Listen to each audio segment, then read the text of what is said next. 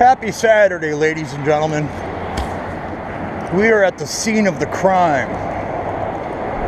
And for those of you who have been watching, kind of tuned into the story with Greg and James, and they got this camp. And the other day with the whole tent thing from Greg, and I got a ton of comments, and I had to go back and look at the video. And you don't see it at first, but Lori, she's a frequent emailer to me, and she said, hey, have you read the comments on your last encounter with James and Greg and Daryl the other day? And I was like, man, I get tons of comments on videos that were weeks ago, and it gets all confusing. Anyways, point being is that she said, hey, did you notice when Greg walked up, James kind of started rubbing his eyes and turned his head a little bit, and he looked kind of sad, and you had known just that same day I had asked him if he was attacked. And there seems to be, I don't have any physical evidence whatsoever, but the deal is that he was distraught. Come on, man, get a muffler. But here's the deal. All right, so I ended up giving that dude an extra tent. Didn't even recognize him. He was dressed much nicer than my first encounter, which was only a week prior to that with Annetta. You'll probably recall that. So now he kind of suckered me out of another tent, bunch of stuff, and then I went home. After I got the comments, I went home and I watched the video. So then I had to take a time out. I had to go stand in the corner for a little bit, put my dunce cap on, and said, yeah, you got me there. Well done, my friend, well done. Yeah, you got me. So he's kind of a scam artist. Well, naturally, of course, and I'm too kind of a fortunate guy. Not a fortunate guy, you know what I mean. I'm too gullible, I guess, in a sense. I'm too caring, or not caring's not the right word. Too forgiving, or boy, I get tongue twisted sometimes. Big surprise. All right, so here's where these dudes live. We're looking at the housing that they're currently reside in. Right now, we're just in a dealership. There's my car, freshly clean, by the way. And this guy, this security car, it's been parked here since the 1800s. It freaks me out every time. I think it's a cop waiting to pull me over when I drive by. Every single time, and I know it's here. It's just a security car that has not moved. Tires are still holding air, but who cares? All right, so I got some lunch stuff made up. I took some advice on the prepackaged lunches, and I guess it's really going to be a matter of a mix and match type of operation depending on the people involved. And so more on that in a minute. So here we are at the scene, and I clearly see ahead of me here that there's a couple, 3, 4 entry spots.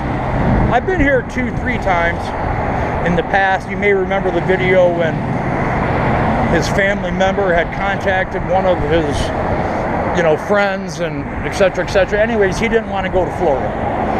They're too controlling. Hey, that's your business, that's cool. I'm not your dad.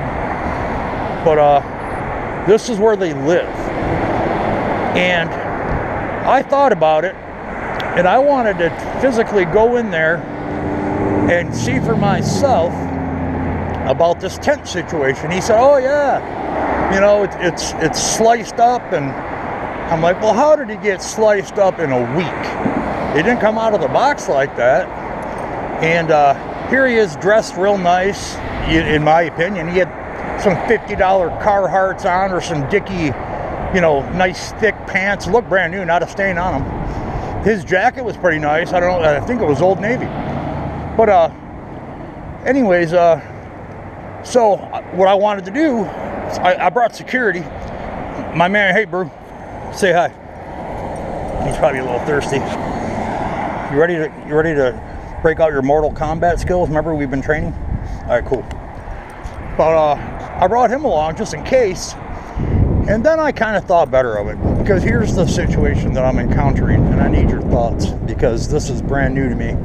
I'm not a big guy for confrontation. You know, it doesn't really solve anything, you know, physical confrontation. And I don't want to have to break out my 1995 3-time Mortal Kombat champion skills on this dude.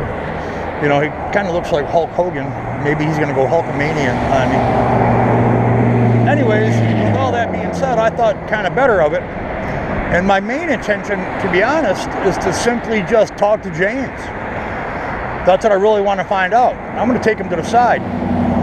So we're going to nip this in the bud sooner or later. Oh, and after I got out of timeout, when I stood in the corner for a little bit, after my deep depression of look like a fool, I had to go to Amazon and buy more tents, because that's on me, guys. Yeah, I'm not letting your donations and stuff just get ripped off. That's bullshit. All right, so this is where we're at, though. I mean, they live next to a dealership, cross street from a dealership. You know, there's 35 dealerships on this road, you know, all within 5-6 miles. And it's Pi this, PYE, Kia, Honda. You know, here's the service department. This building's completely vacant. Hyundai, you know, somebody's paying tax on it, I guess. You know, got security on hand. You know, maybe he's taking he's probably napping. That's what they normally do. But yeah, I was going to travel the woods here, and then I remember something James had told me, that they got 2 new campmates. A 21 and a 23-year-old, if you remember in the video. And I thought, well, strange. And I almost thought for a second that Greg was going to ask me for stuff for them, which they would have never saw. You know, I think he's pimping these guys, you know, these people out, including his girlfriend, Annetta. And I'm not sure of the story, so I don't want to speculate or, you know, do the wrong thing in that regard. Some guy's creeping by here with his tinted windows. All right, that's cool. But you know, I don't want to make any assumptions. That's not cool either. But you know, maybe he's got a degree in being a pimp. You know, maybe he's treating his friends like bitches. Maybe he did attack James. And either way, I think, in my opinion, either way you look at it, James is in a toxic situation. And listen to this. I get an email from a woman in West Virginia. You know, I got family there. Charleston and Corrine and Mullins. You know, no big deal. Anyways, she writes me and says, hey, you know, if you can get James out here, he can live with me. You know, I'm not looking to hook up, you know, have a relationship, but you know, I've seen his video. I think the guy's harmless. But I tell you what, I probably wouldn't mess with him on a dark alley. You got to see this dude's calves. They're massive. This dude, he's got the kind of strength that, you know, he'd flip my car over. You know, especially the mighty Honda, as we see displayed. But I think I'm going to try to just avoid any conflict at all, because I'm on their turf. And I walk in, strangely enough, these new guys, I guess apparently according to James, these dudes are on fentanyl, and that's just nasty. So I'm going to err on the side of caution. I guess you could also call it common sense. You know, I guess that's not so common anymore. You know, just look around. You know, go talk to somebody that works somewhere. Excuse me. But so I'm gonna actually go to Walmart. And let's see if James is on duty, because he seems to be the go-to punching bag, so to speak. And I'm going to get to the bottom of this. If I spot him and I are going to sit down. I'm going to buy him some lunch. I got to get him out of this toxic area. You know, I hate to reveal their location in case code enforcement and whatnot, you know, gets a hold of this video or whatever. you know, you never know what's going to happen. You know, there's people do certain things, you know, why, I don't know. But with all that being said, my plan is to try to get James isolated, get to the bottom of it. I'm not worried about him. I got security with me. Right, Brew? Ready? All right. He's all beat up, man. More on that. I'm going to tell you a little story, though, because we're only 2 miles away. All right, let's go, man. Make it happen. Yeah, take your time. But, all right, so got a friend of mine. His name's Harold. And he's been watching some of my stuff, you know, for, boy, it must be going on a whole month. And he decided, this is a familiar sight, the steering wheel of the Honda. Yeah. I don't have all that fancy two-way operation business. So anyways, my buddy Harold says, hey man, why don't you come out? He lives in England. And I know one other guy in England, Joseph. But anyways, Harold calls me up and says, hey, I want to get you a plane ticket to fly out. I want to show you something. I'm like, dude, that's England. So I went to the computer real quick and printed up a passport. You know, no problem. And I land in Heathrow, you know, the airport in London. So Harold, he meets me there, and he picks me up in his car, and I'm like, cool. So Harold, really it's just Harry. So Harry picks me up in his car and says, hey man, let's fly over here real quick. I got something for you. So I'm like, all right, hold on, more to that story. Look at this nonsense. All right, I just got here. I haven't been here 15 seconds. Check this out. Huh, incredible. All right, this is good times. Look at this guy. Dude's crashed out right on the side of the road. It's like, come on, man, what are you doing?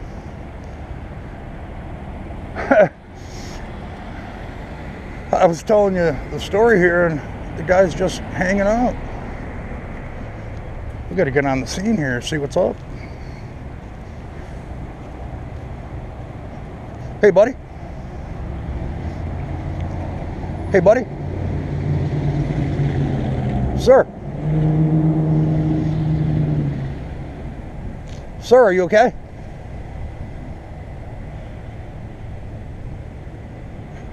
Hello? Hey, I'm not here to cause any trouble. Could you use some water? You want some food? No, I'm good. You're good? Yeah. Just chilling, taking a nap? Sure. All right. I got some stuff. You want a water? No. You're good? All right. Well, hey, have a good day. Sorry to interrupt your nap. Oh, man. Oh, that's strange. You may have saw a couple other videos back in the day, you know, all that long time ago, when I thought those other two guys, two independent, you know, different people I thought they were actually dead. I mean, they're in the shorts. I don't know. There's a bunch of stuff up there. All right, so he doesn't want any help. He's doing fine, I guess. You know, no problem. There's definitely more fish in the sea, so to speak. Just chilling right there, right on the side of the road. Come on. Got a bike, little, some kind of makeshift wagon. All right, so Harold picks me up, and Harry, and we fly over to this train station. You know, we flew his car, you know, we landed his car in the parking lot at the train station. I jumped through this wall with him, and I followed him. And he said, first thing you're going to need to fix the homeless problem is your wand. I'm like, all right, yeah, break me off. And I was up working on a budget, so he suggested a few different wands. And they have to be, you know, there's rules behind getting a wand. It has to be 22 to 24 inches long. You know, it's just the way it is. They don't even make them any other size. 22 to 24 inches. Fact. So I'm like, Harry, I go, yeah, having a wand's great, but he's like, I'll teach you how it works. You know, no problem. We'll bust over to Hogwarts. You know, we'll hang out, and you know, he's going to teach me how to use it. So here it is. I mean, just real quick, just a basic. You know, I was on the entry level pricing, so I had to get the basic wand. I'll show you in a second. Get a better view. And then he taught me some tricks, and you know, we were hanging out in one of the rooms at Hogwarts, one of the classrooms, and you know, he's teaching me these spells, and I could do my wand and shake it and point, and the lightning would come out, and it'd be really cool. And then it'd be like, new houses appearances, and bam, there's a new house. You know, got running water and everything. I'm like, hey, that's pretty sweet. So I was like, yeah. You know, he taught me a few others, you know, homeless disappearances, and that just makes the, you know, the problem go away. And you could do one with food. It's like masochist foodicus, and then bam, there's just a pile of food that you can't even. Oh wow, look at this lady sitting here, son of a bitch. Pardon my language. I can go rated R, man. I can. Part of the thing when you start uploading. Oh, she's on break. She's having a smoke. I'm just moseying around the parking lot here at the whopping speed of 7 miles an hour. All right, so I had my wand. I did my practice things. I had it all down, and I came back. You know, landed back here in Atlanta. You know, I'm in Georgia. People often ask where I'm at, Georgia. Anyways, we might need to find a little shady environment here. And I'm just creeping along here. I just see nothing. And so I tried my trick. You know, I got out and I did the hocus pocus abracadabras houseless appearances. Oh, there's a guy over there. All right. Never seen him before. And you know what? It didn't happen. I don't know what happened. And nothing, you know, the house didn't show up. And so I call Harry back and I'm like, hey man, something's going on. Oh, you know what? We might be onto something here, guys. I think that's actually Greg himself over there. No, I think that might be Dale. They kind of look the same, a little bit Hulk Hogan like. And you know, houseless appearances, kiss. You know, I wrote it down. You know, he gave me the right spell. It just doesn't work. You know, and why do you see the same people? I tried putting the spell. You know, cast, and you know, the electricity came out and everything. Nothing happened. So I'm like, well, this ain't gonna work. I go, let's try reality. How about a water? You know, come on, man. That's not how it works. I mean, I see the same people because their situations don't change.